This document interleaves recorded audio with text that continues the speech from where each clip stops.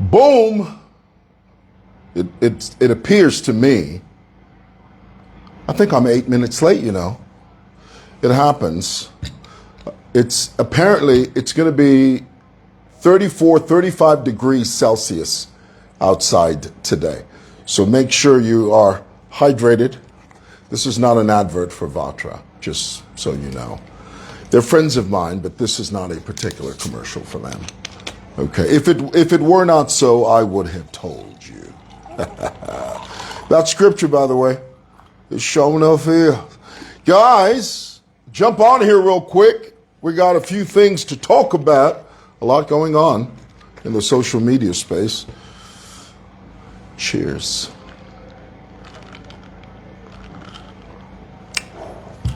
It's fantastic. Ain't nothing better than a cold glass of water first thing in the morning, boy.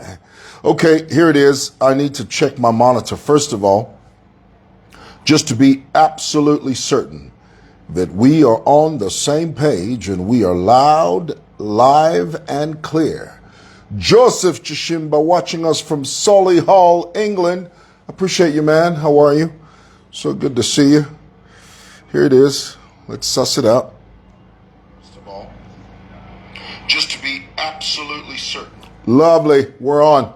And the sound is good. Guys, first of all, before we say anything else, I was going to bring my Best Vlogger award with me today. I forgot it at home. My wife put it in the cabinet of our house.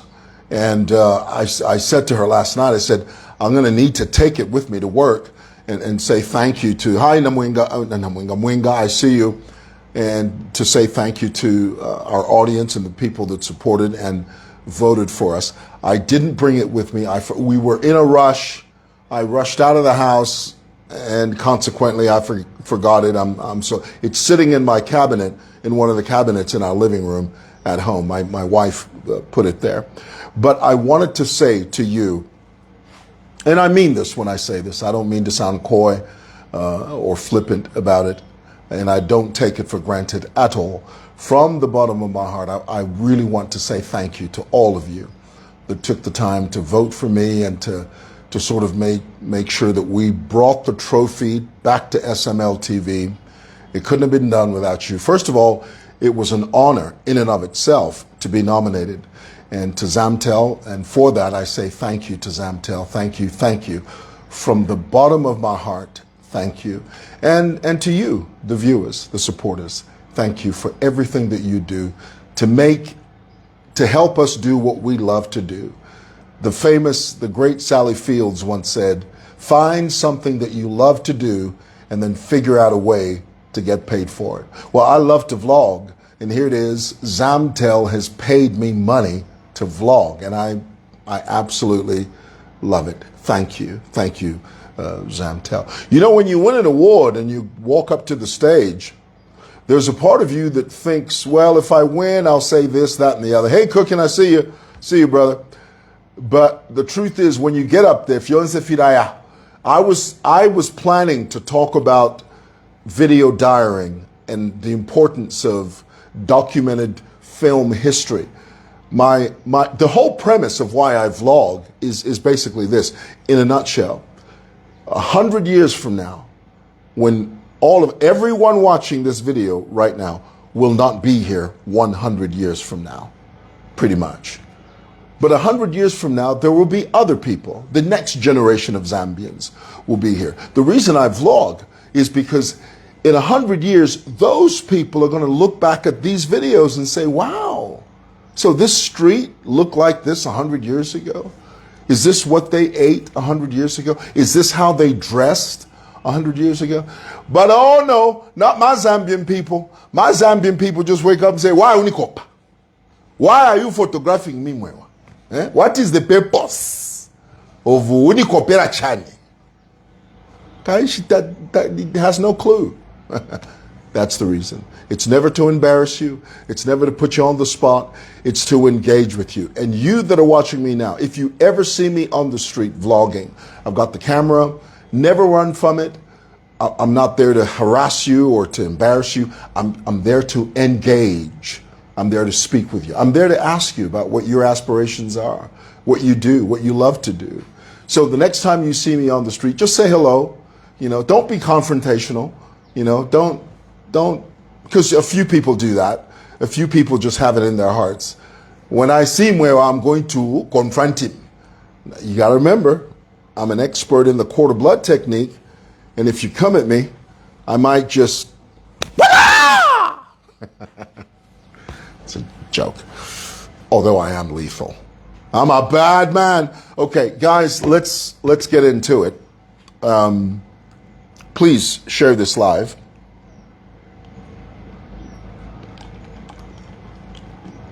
With people that you think would be interested in this conversation.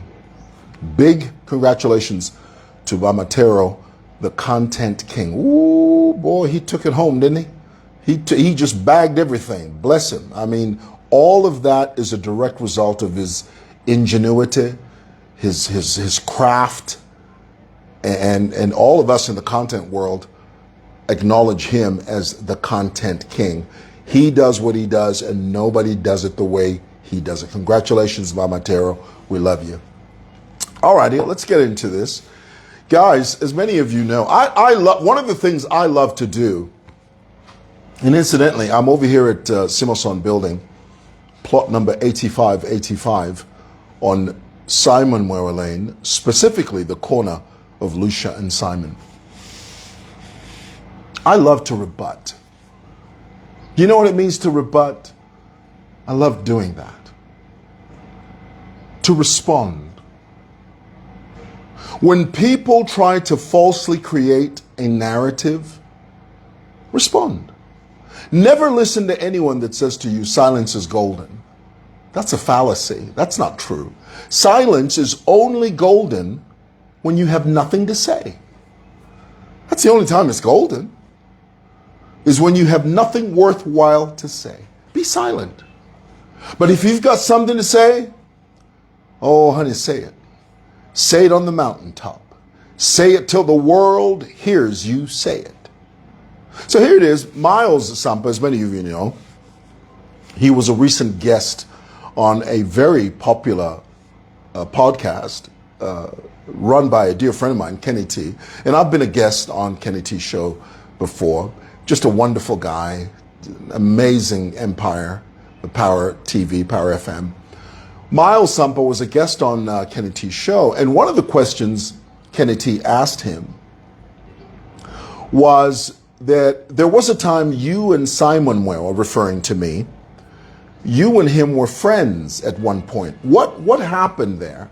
Miles proceeded to tell a lie and say, no, it's because PF lost, so he distanced himself from me and started calling me a thief. Totally not true. That is a bald-faced lie. Miles Sampa is lying through his teeth, and the truth is not in him. First of all, let's talk about the losing of the elections by the PF. I engaged with Miles while Miles was a member of the Patriotic Front. I engaged with him many, many times on many different projects. Secondly, he says, and all of a sudden when we lost, Simon started calling me a thief. I have never called Miles Sampa a thief. Never. Now, let me explain that. Let's go all the way back to the beginning. Because in order for you to understand this issue contextually, you have to understand it comprehensively. Let's begin. One of the things that Miles did when he left the mayorship, and this was the beginning of the cracks in our friendship. We were decent friends. I wouldn't say we were best friends, but we were decent friends. We had a cordial working friendship. So much so that he invited me to be a part of his wedding lineup. One of the things that Miles said when he left the mayorship was that he went on his Facebook page and he said, when are they going to demolish Simoson, this building? Now, this is the issue I have with that. The entire time that we were so-called friends, the entire time that we were so-called working buddies in terms of our communities, the entire times that we were so-called compadres, never once did Miles ever say that. The entire time that Miles served as mayor, never once did Miles ever say that. But he began to say it when he left the mayorship, and then when I began to bring up the fact that he was never really my friend, because there were several things that he did that showed me that he wasn't my friend. Number one, he was doing a tour of this area, and he was doing it in the company of PF cadres. I've shared the story many, many times, and I'll share it again for the sake of clarity. So he goes to the back alley of Simoson building. I've always said it, and I will never stop saying it. Back alleys are for two things and two things only. Number one, back alleys are meant to be used as drop-off service points. When a big truck is making a delivery to a business that has access to a back alley, you use the back alley to deliver big goods so that you don't use the main road. If you use the main road to offload boxes and furniture, you're blocking the main road. You are disrupting traffic. That's the purpose of a back alley. Number one, it's supposed to be used as a service center, a service point to offload goods. Number two, it's supposed to be used as a garbage collection point. Any building, for instance, Simoson building, let me share with you, generates a lot of garbage. All the garbage that Simoson generates, we pay a garbage collection company 10,000 kwacha every single month to collect our garbage. Garbage that is generated by Simoson.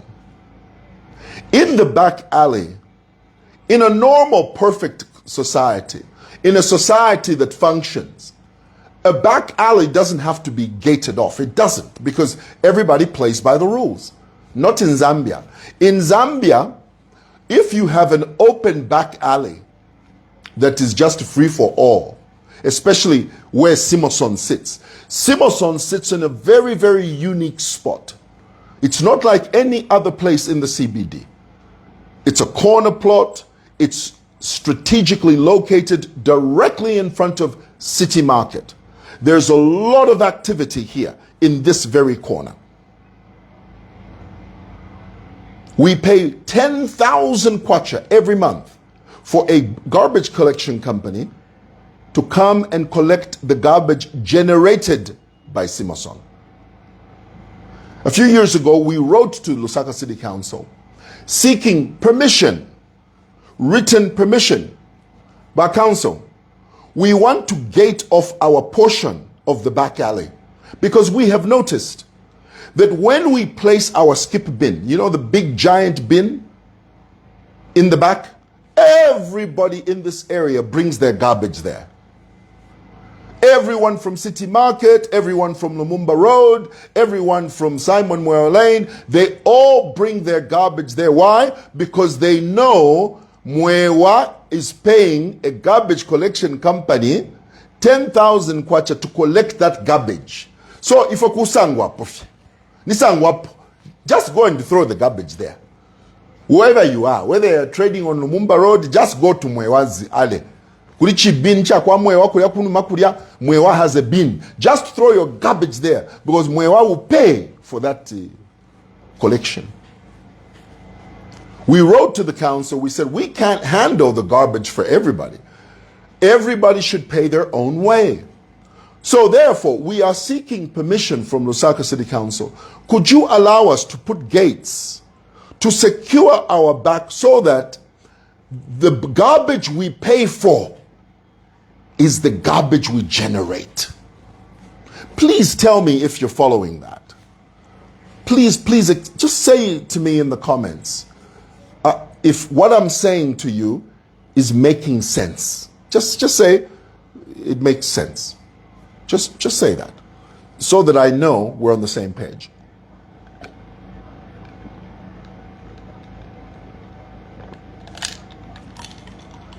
I'll wait. I will wait. This is for my own peace of mind. I need to know. I need to know this. I need to know from my Vailas Munsha. Love you. I can see you. It's making sense. Thank you. So when we wrote to Lusaka City Council requesting, can you allow us to put 2 gates so that we secure the alley, so that when we generate garbage and we take it to the back, when the time comes for the garbage collection company to collect that garbage, they are only collecting our garbage. They're not collecting garbage for the community, because we're the ones paying. Council saw that logic. They replied, Mr. Mwewa, we are giving you permission. Based on what you are saying to us, we are giving you permission to erect gates to secure your back, so that you pay for the garbage that you generate. We put the gates there. Miles Sampa came with a bunch of PF cadres to the alley. PF cadres, I was there. Anything that happens at Simoson, I'm here. It doesn't matter what it is. Balanjeba. Oh, bamwe na kuisa abantu kukuti immediately natentemuka. I want to know firsthand what are you talking about? Because when you are here, you're talking about something that affects us personally. So Miles came with cadres. I'm just watching them. He came with Abene Muke, Abene Suke, Abene Monga, Abene Mutila, full of my PF cadres. And you know Miles is he's very easy to mislead. For him, it's about the crowd. You know, politicians, that's how politicians are. Politicians, it's just the crowd. Yeah, bossy, apope never say no. You know? So if my card does Fiambo Kweba Miles, they start telling Miles, ichichi mwewe chifuma gates, fifuna fiafume fuma gates, fidrofo kuwika po bus stop apa. Apapa fudo kuenchende ama bus. And I was just listening, I was just watching. And in my presence, while cadres are telling Miles Sampa, Vichosif mageti hapa, tufuna kufaka mabasi hapa. An alley is never meant for buses. Never. Anytime you have an alley that's turned into shops or a bus station, that is bedlam. It means the alley ceases to function in the way that it is meant to be function. In the way that it is meant to function. But because Miles panders to cadres and all that nonsense, right there he just said, okay, tuzav Joseph Mageti. The very next day I went to Miles's office and I showed Miles the letter from council. And I tried to plead with him. I really did. I remember. Because you see, I know what it means when that happens. For those of you that you don't run property in the CBD, what I'm saying to you won't resonate. You will not identify with any of this. But if you run a business in the CBD, you know the vital importance of an alley and the role that it plays in as far as your functionality is concerned. I sat down in Miles's office as the mayor. He was mayor of Lusaka. I pleaded with Miles. I said, Miles, if you open the back alley and you allow these cadres to put buses there, do you know what that means? It's just going to be total bedlam. Miles was trying to assure me No, mwewa, me, I know what I'm doing. They won't do any of that. I said, Miles, you're not going to be there to hold my hand. You don't know what the hell you're talking about. You don't know what you're saying. You're just pandering to cadres. I'm going to live through this. No, mwewa, don't worry. It's going to be fine. I told Miles when he simply refused to see the logic, I said to him, okay, I'll remove the gates. I'll remove the gates. I told him that. I wrote a letter the very next day. I wrote a letter of compliance. In the letter, I said, Your Worship, we are going to remove the gates as you have instructed. Now, when someone says to you they're going to remove the gates, what are you supposed to do? You're supposed to say, okay. When are you going to remove them? I told him within 3 or 4 days, I'll remove them. Aren't you supposed to wait for the 3 or 4 days to elapse before taking action? That's what I would do, not Miles. As soon as he received that letter, he just sent council trucks and council police to demolish the gates that we paid for. The reason we said that we would remove them, because we know that we can properly remove them and reuse them somewhere else. But when they are destroyed, they can't be used. Miles deliberately destroyed my gates. For what? To show that even in the face of a letter, even in the face of a document that says, okay, I'm going to comply with your instruction, I will remove the gates within 3 or 4 days, give me a chance to remove them.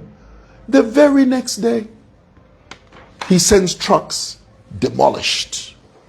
And you know our people here, how they are. When the council demolished, oh my goodness, they were happy. The gates, in an ideal, proper community, if they destroy your property or your gates, it's you, the owner, that can say, oh, my gates, they can to send it. Not in PF. PF cadres led by Monga and Mutila. They came here. They were here when the gates were being destroyed. They got the gates.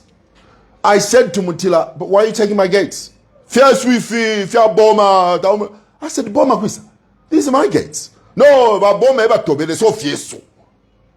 cadres took my gates. Took them. Do you now see why Miles Sampa are no longer friends? But he's there on Kenny T lying that, oh no, it's because PF lost. That is an oversimplification of the facts. That is not true. That is a bold-faced lie, and Miles Sampa knows it. They destroyed the gates. They opened the area. They demolished the toilets in that area that we also had permission from council to construct. Demolished the toilets. It was about 300,000 kwacha worth of work that we had put in there, you know. But that was fine. That was okay because it was beyond the borders. But even then, it was beyond the line.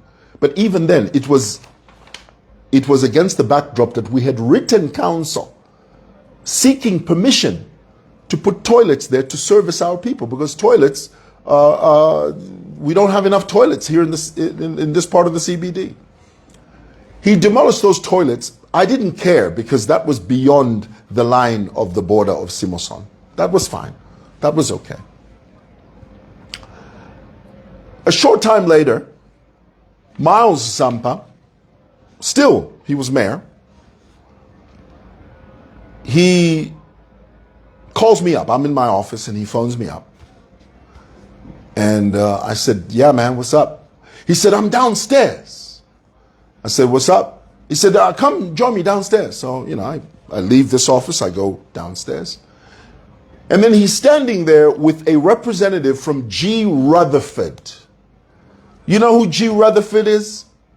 G. Rutherford is a billboard company that has plastered billboards all over this country, blocking the view of, listen, I don't mind billboards, but I don't like that billboards are placed everywhere and anywhere, blocking the beauty of other buildings. Not to say that Simoson is beautiful. We know it's not beautiful. Okay, Simoson is ugly. I'm not talking about my building. I'm talking about just buildings in general. Okay? Buildings in general. If you go to Lusaka boys, Lusaka girls, I've got nothing against G. Rutherford. I've met G. Rutherford. He's a nice guy. He's a colored guy. He's a nice guy. In Zambia, we say colored. There's nothing, that's not offensive to say, to call a black person colored. Okay, that's how we define colored. People like G. Rutherford. He's a nice guy, you know, very hardworking, entrepreneurial. But the thing I have against his style of business is that he blocks everything. If you go to Lusaka Girls is a beautiful property. If you're driving down the main road and you're looking at the beautiful sprawling manicured lawns of Lusaka Girls and the beautiful trees, everything is blocked because of billboards. It's just big bill. It's a mess, you know. Lusaka City Council is just allows everyone and anyone to put up billboards anywhere. You look at Cairo Road. Cairo Road is a mess, full of billboards. There are billboards along Great East Road that are so dangerously constructed. They are a hazard and a danger to the public. The one that's right by Jesmondin there, Great East Road, Jesmondin. There's a big billboard there. That thing is going to collapse any moment. You can actually even see it. It's bent a bit. With just a tiny gust of wind, that thing's going to come down. It's going to kill people. But, you know, when you say that, oh, no, anyway. So, Miles Sampa is standing downstairs in front of Simoson with a representative from G. Rutherford. And he says to me, he says, hey, Mamuel, we want to put a big billboard here. Now, where he proposed was going to block Simoson. Now, never mind the fact that Simoson is not pretty. Ignore that for a moment. The very fact that, do you know that it's against the law, even though billboard companies do it, it is against the law to place any billboard in front of any building that obstructs the view of that building. Did you know that? But in Zambia, people don't care about that. They just leave it. Oh, Babika billboard. It's okay, just put the billboard. But if you take them to task, there's a law that prohibits that. Now, imagine the mayor of Lusaka is saying to you, Sambala, a billboard in front of G. Rutherford.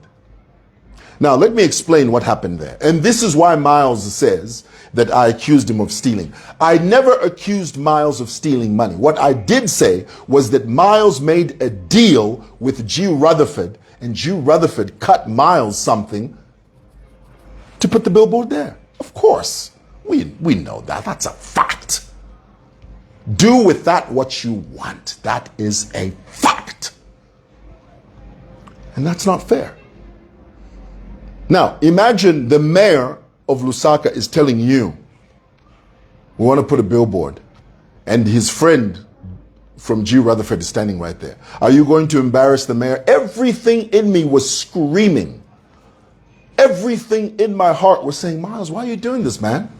Why are you putting me on the spot like this, man? This is not right. But what came out was, all right, man. Okay, we're going to put the billboard. So just the very next day, G. Rutherford came. They put a massive, huge, big billboard in the car park area in front of Simoson building. You're not going to believe this. You know the phrase, when you give them an inch, they take a mile? The very next day, Miles Sampa calls me up again. Mwewa, we have to put another billboard there. Kabidi, the billboard we've put there, my face is there. But I need to put the face of Vu by ECO. It won't look good if there's a billboard of me but there's no picture of who ECL. So we need to put another Chibig billboard. So there need to be two billboards. In that moment, and I'm so glad he phoned me and asked me. I said, Miles, I'm not doing that. I said, you want to put two big billboards in front of my building? What gives, man? That's not right. That's not fair.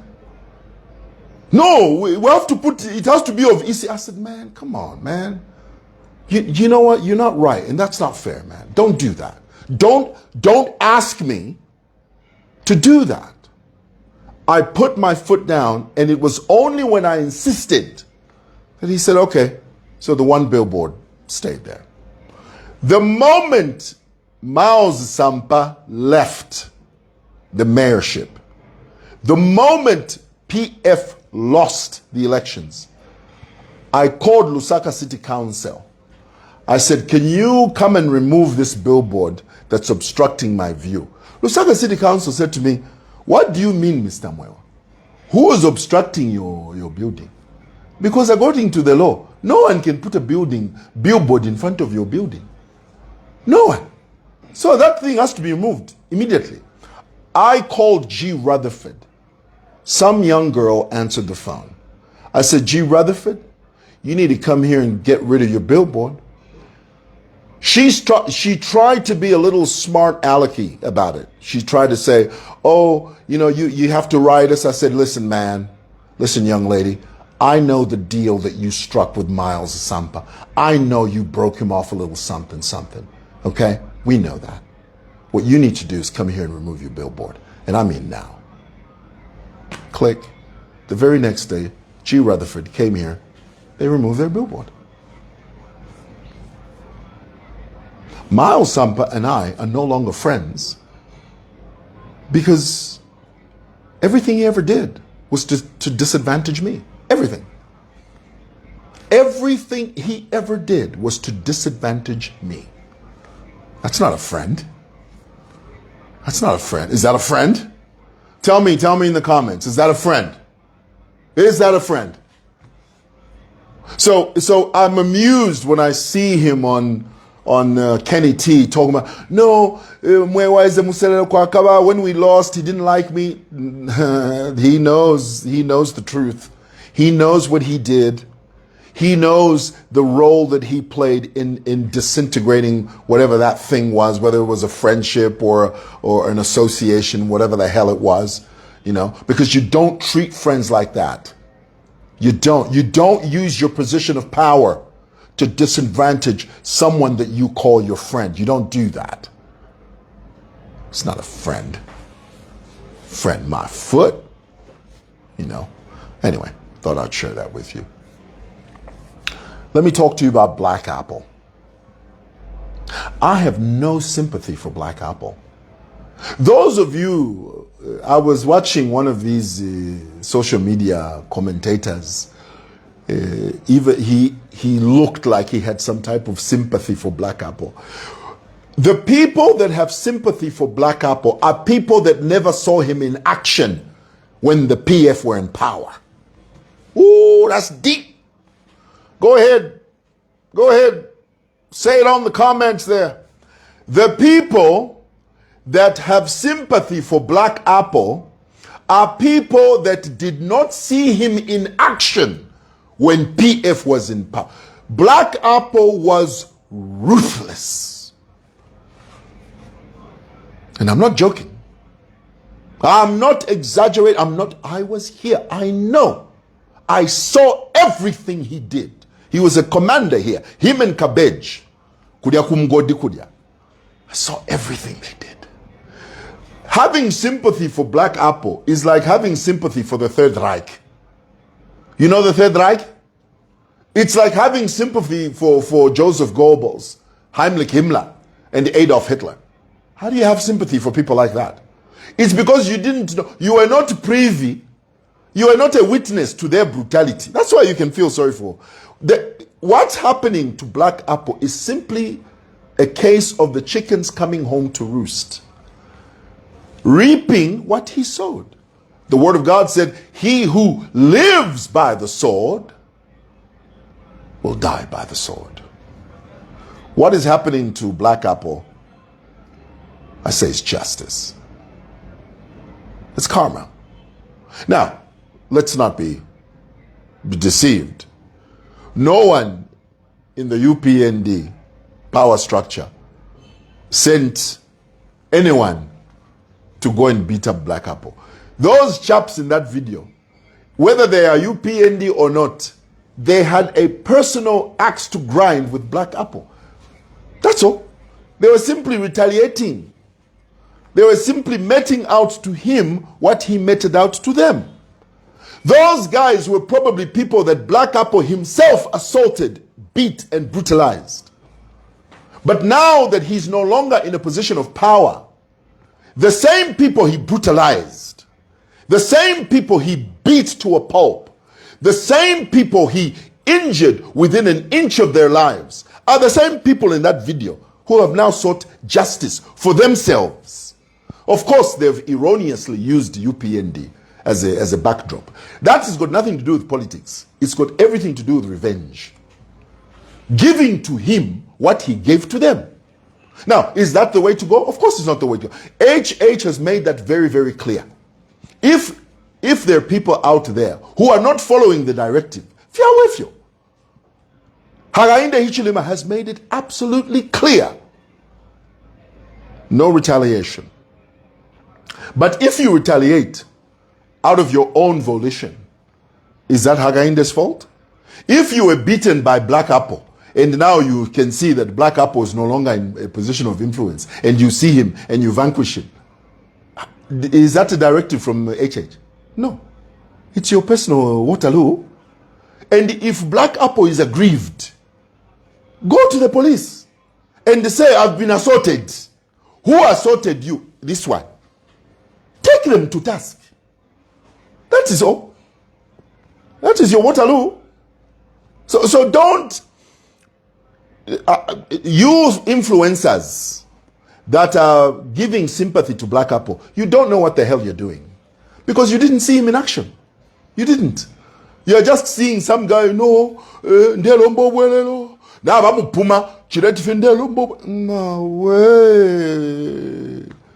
Did you see the victims of Black Apple? Did you see the young boy in the city market who was wearing a Manchester United t-shirt, his shirt was removed, beaten to a pulp? The young boy didn't even know what was going on. Black Apple.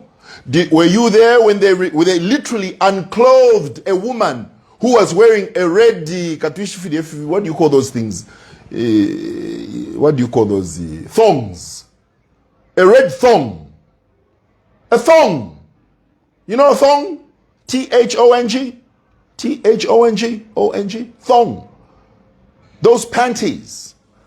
In Zambia we say pant. It's not a pant, it's panties. Some young girl was walking around with a red thong. They made her take it off. That is the person you're sympathizing with? When you don't know, don't support things you are not aware of. You chaps, be careful what you are supporting. The only reason you are sympathizing with Black Apple is because you were not a witness. You didn't see the brutality that he meted out to other people. And I'll say it again. Forgive my repetitiveness, but I have to say it. Those people in that video are probably victims of Black Apple. Remember the scene in the film Narcos? Narcos? You know the story of Pablo Escobar? They captured Pablo Escobar's brother. When they captured him, he was surrounded by family members of the people that guy had killed.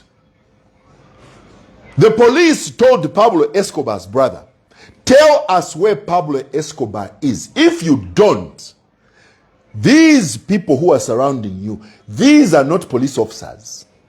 These are the victims, are the relatives of the people that you personally killed. So when they are beating you, they are not beating you out of duty.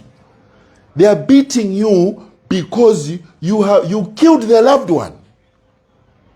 chaos. Quite cheap, if you know, if we were bandits, we're going to die. Tukafuafe if you're fin. Mushawali muchilambwino. An empire. Now, of course, we're not suggesting that, but my point is, the people in that video are victims